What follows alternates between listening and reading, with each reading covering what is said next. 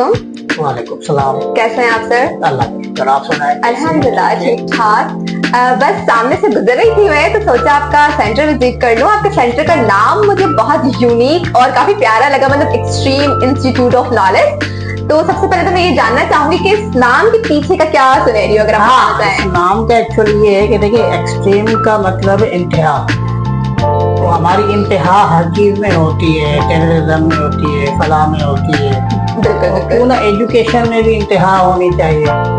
दूसरा point of view, knowledge का मतलब इल्म। तो एक इंस्टीट्यूट जहाँ पर आप इल्म दे रहे हो इंतहा का। और दूसरा इसका पॉइंट ऑफ व्यू ये है कि EIK, एक्सट्रीम का E, इंस्टीट्यूट का I और K का नॉलेज का K। तो जब हम इसको जोड़ते हैं तो ये वर्ड बनता है एक means one, means equal. Equal से मुराद ये है कि भाई यहाँ किसी भी जात पात का हो, किसी रिलीजन का हो, कहीं का भी हो, तो हमें इससे कोई फर्क नहीं पड़ता कि भाई ये सिंधी है, मुहाजिर है, या ये पंजाबी है, या पश्तो है, या बलोची है, या ये शिया है, या सुन्नी है, या क्रिश्चियन है, या मुसलमान है, या इससे कोई फर्क नहीं पड़ता। As a teaching the profit profession, तो हमारे लिए वो सारे इक्वल ही है, बराबर। वाह, तो ये पूरा एक कॉन्सेप्ट के साथ नाम रखा है। जबरदस्त, मतलब नाम तो मुझे लगा ही बहुत प्यारा, लेकिन जब आपका ये इसके पीछे का मकसद मुझे समझ में आया तो और भी ज्यादा मुझे बहुत अच्छा लगा। तो मैं पूछना चाहूंगी आपके सेंटर में कौन कौन से कोर्सेज स्टूडेंट्स के लिए अवेलेबल हैं, क्या फैसिलिटीज है, क्या कोई यूनिक चीज हो जो आपके सेंटर में है और बाकी में नहीं? देखिए, यूनिक चीज तो पहले मैंने नाम से ये डिस्क्राइब कर दिया। एब्सोल्युटली। नंबर 2 ये है कि देखिए, हम officially Sindh board of technical education Karachi से रजिस्टर्ड है। ग्रेट। मोस्ट प्रोबेबली अगर आप हैदराबाद का विजिट करेंगे तो शायद 15 से 20 इंस्टीट्यूट ऐसे होंगे जो रजिस्टर्ड हैं। उसके अलावा और हीराबाद में तो अनफॉर्चुनेटली हमारे अलावा और कोई भी रजिस्टर्ड ऑफिशियली तौर पे नहीं है। मैं भी एक आधा कोई हो गया हो, अब जब मैं आपसे बात कर रहा हूँ मेरी नॉलेज में ना हो, but as per my knowledge में भी पिछले तो तकरीबन 16 साल से वर्किंग कर रहा हूँ। तो हमारा सेंटर एस्टेब्लिश हुआ था वो 27 नवंबर 2008 को हुआ था। तो मेरे पास लिस्ट है, सारा कुछ आता है। तो एक तो हम रजिस्टर्ड है।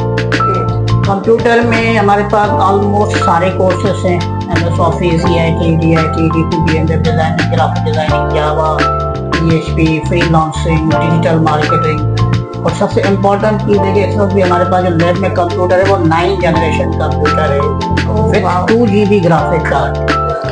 यानी 9th जनरेशन नॉर्मली शायद हर जगह पर अवेलेबल ना हो सकते हैं। हम किसी को नहीं कह सकते कि नहीं हो सकते, लेकिन इट्स पॉसिबल, बट बहुत रेयर केसेस में ये आपको। तो कंप्यूटर का हर कोर्स अवेलेबल है। तो जी, चाहे जावा हो, जावा स्क्रिप्ट के लिए स्टूडेंट परेशान होते हैं, या फ्रीलांसिंग आजकल बहुत लगा हुआ है, बिल्कुल, तो वो सब अवेलेबल है। उसके बाद इंग्लिश है। इंग्लिश प्री बेसिक से लेके लेवल सिस्टम बना हुआ है, मेरे अपने बुक्स बने हुए हैं।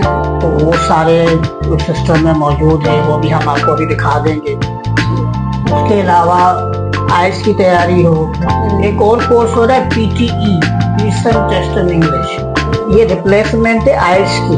ओके। तो ये काफी सारे लोगों को, बल्कि मैं यहाँ से तो बताना भी चाहूंगा कि PTE बहुत सारे लोगों को पता ही नहीं कि ये कोर्स होता है जो IELTS की रिप्लेसमेंट है। तो ये बहुत कम लोग आज भी आ रहे हैं कि IELTS करना, कि IELTS थोड़ा मुश्किल है और PTE थोड़ा सा आसान है, क्योंकि वो सारा कंप्यूटर पर ही ऑनलाइन होता है। और उसका रिजल्ट 48 आवर्स में AI के थ्रू, आर्टिफिशियल इंटेलिजेंस के थ्रू वो आपका रिजल्ट आ जाता है। उसके अलावा इंग्लिश किसी भी लेवल की हो, पैराग्राफ राइटिंग हो, ऐसे राइटिंग हो, CV हो, रिज्यूम हो, मतलब एवरीथिंग प्री बेसिक से लेके CSS लेवल तक चले जाए, राइटिंग स्किल्स में आप चले जाए, तो हर चीज अवेलेबल है। इसमें हम हर चीज प्रोवाइड करते हैं। ग्रेट।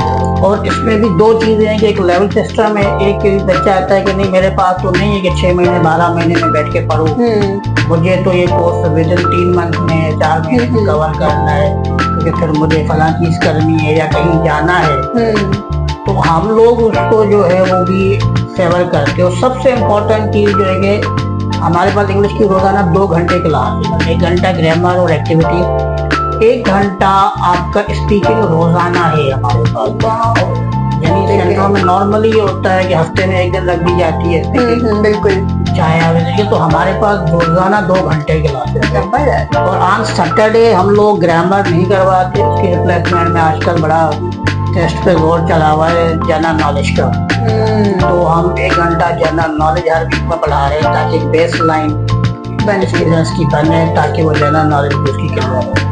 फिर हमारे पास कोचिंग है अपना क्लास 1 से लेके 8 तक, 9th मैट्रिक फर्स्ट एड तक। उसके अलावा एंटी टेस्ट है। एंटी टेस्ट में हमने अभी के टेस्ट पे नहीं है, इसलिए हमारा ज़्यादातर जो टेस्ट है वो जैसे नर्सिंग वगैरह की टेस्ट होती है, यूनिवर्सिटी की होती है, या डीसी यूनिवर्सिटी की है, या जो प्राइवेट यूनिवर्सिटीज वगैरह होती है उनकी हमसे है। और हमारे उसके सारा मटेरियल बुक्स की शक्ल में अवेलेबल है, यानी अगर आप जनरल नॉलेज मांगोगे बुक्स मिल जाएगा, मैथमेटिक्स बोलोगे बुक्स मिल जाएगा, जनरल साइंस में आओगे तो बुक मिल जाएगा, यानी प्रॉपर नोट्स हमारे अवेलेबल है इसके बाद।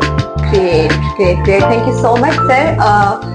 और ये कहना चाहूंगी मैं कि यहाँ पर अगर हम किसी भी सेंटर में जाते हैं, हम कंप्यूटर कोर्स सीखने के लिए जा रहे हैं, तो एक सेंटर में हम जाएंगे, कहीं कहीं पर ऐसा होता है कि आपको सारी चीजें अवेलेबल नहीं मिलती। आपको कंप्यूटर के लिए एक सेंटर में एडमिशन लेनी पड़ती है, फिर आपको कोचिंग के लिए दूसरा सेंटर ज्वाइन करना पड़ता है, CSS के लिए फिर तीसरा।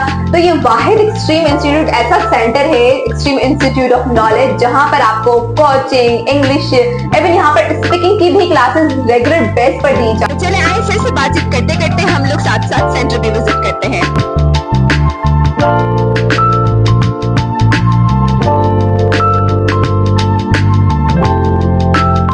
बात करूँ, हमारे पास बार ऐसे स्टूडेंट आते हैं जिनका ग्रामर बहुत अच्छा होता है, अगर वो कहते हैं सिर्फ स्पीकिंग चाहिए, तो हमारे पास रोजाना speaking 4 to 5, 5 to 6, 6 to 7, 3 hours की क्लासेस होती है। यानी एक बंदा आया सिर्फ मुझे स्पीकिंग करनी है और मुझे 2 घंटे स्पीकिंग दे दें, या मुझे 3